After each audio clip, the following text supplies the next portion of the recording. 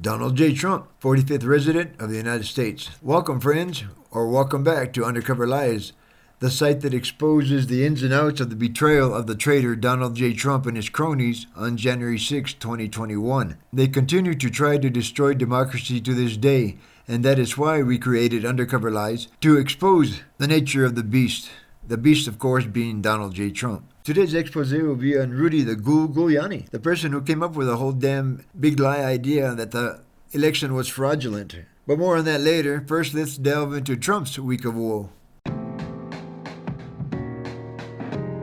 This time on Trump's week of woe, reports from a Republican source confirmed to The Hill Trump was not invited to the American Enterprise Institute's annual World Forum. This is where politicians will be discussing conservative values going forward, and this time it appears due to Trump's misconduct and his inability to move on from his loss to Joe Biden, the right seems to be requiring Trump's input and terrible opinion less and less. Finally, we at Undercover Lies aren't the only ones seeing through Trump's bullshit. We can only hope this pattern continues. The second item contributing to the lump's woe this week is how the situation in Ukraine is exposing Trump for the coward that he truly is. What am I referring to? Well, in the current conflict between Ukraine and Trump's true love, President Putin's Russia, the leader of Ukraine, President Zelensky, when cornered in the confrontation in an act of bravery as a leader, didn't leave and abandon his people and country. He picked up arms and joined his people in defending their country. This obviously triggered Trump's inferiority complex because Trump knows he would run into a safety bunker and prepare to flee at the first scent of danger. Trump was asked what his move would be if he was in Zelensky's shoes, and Trump, knowing he wouldn't be brave enough to fight, as well as being aware that no one would believe him if he lied and said that he'd fight, gave a cop-out answer saying, "Well, you never know about bravery. Some people think they're brave, and they're not brave. And other people don't think of themselves as very brave, and they step up. You never know about bravery until you're tested." By coward Donald J. Trump. Finally, the last point of woe that happened to stick to Trump this week is his continual praise of the despicable, power-hungry ruler of Russia, Vladimir Putin, also known as Puto. In an interview with conservative radio host Buck Sexton and Clay Travis, Trump praised Puto, saying, "This is genius. Putin declares a big portion of Ukraine. Putin declares it as independent. Oh, that's wonderful." Then, doubling down on these comments, even after lousy Lindsey Graham tried to save face for Trump by telling people Trump somehow made a mistake and misspoke by spewing more praise at Putin at a fundraiser at Mar-a-Lago, saying, "Putin's smart." The problem is not that Putin is smart, which of course he's smart, but the real problem is that our leaders are dumb.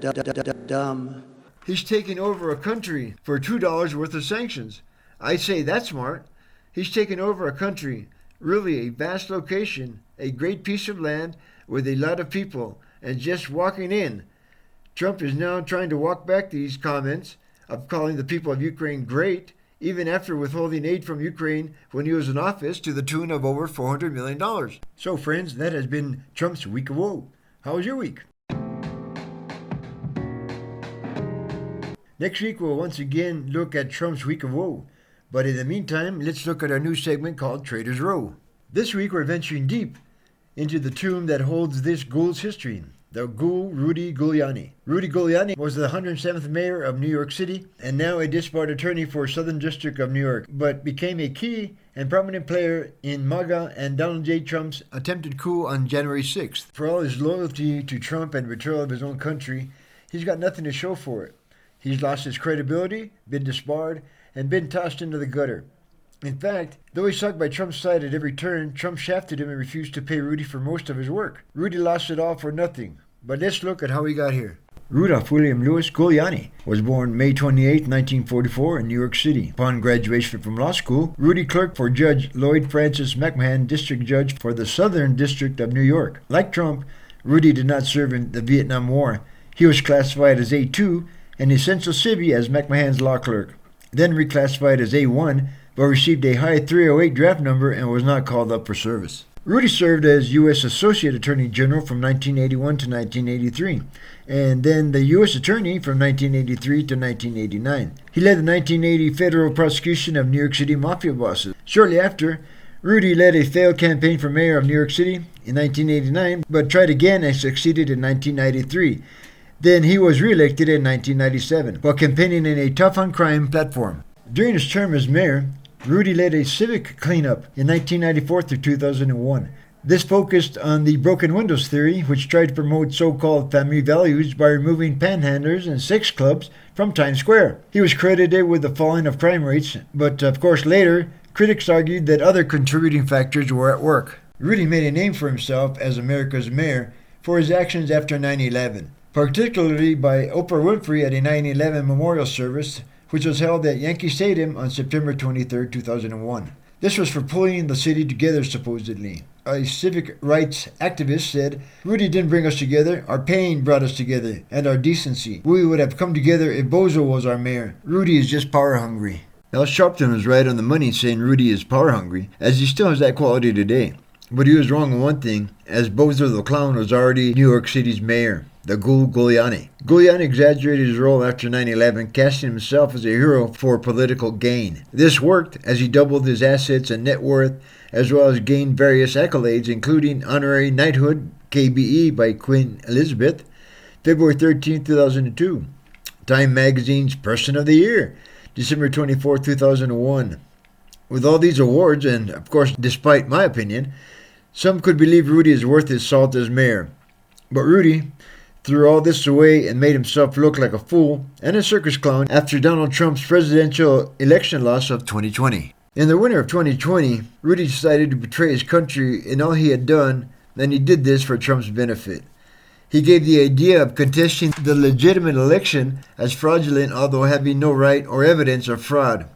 He also gave Trump the idea of falsifying the Electoral College's voters in the 6 battleground states, even went as far as to send the Senate and the National Archives copies of the falsified documents, which of course is a felony. It appears Rudy has turned from trying mafiosos to working for one, Donald Trump. Right after Trump's loss, Rudy made several TV appearances, each crazier than the last, contesting Joe Biden's victory over Trump. A few in particular, making Rudy look like a clown, included Rudy ranting and raving in the Four Seasons landscaping parking lot about being a fool. Do you think we're stupid? You think we're fools? Chumps. A funny detail of this day being Trump's arrogance in believing Rudy had booked the Four Seasons Hotel, a high-end establishment and not a dirty, cheap parking lot between an urn shop and a porn palace.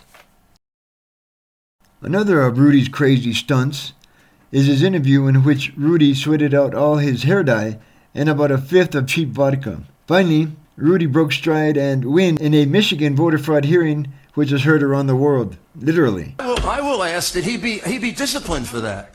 First of all, the answer that I gave you is they didn't bother to interview a single witness, just like you. Single witness, just like you. Ironically, Rudy made the so-called perp walk a mainstream tool in public prosecution. After Rudy, the perp walk was used by an increasing number of prosecutors.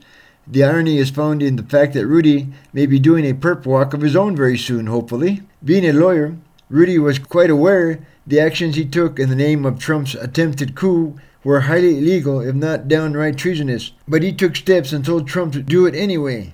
With Rudy's alcohol abuse an open secret, Undercover Lies asked the question, was Rudy on the sauce during this crucial time in giving Trump his advice and ideas? Was Trump taking advice from an inebriated fool?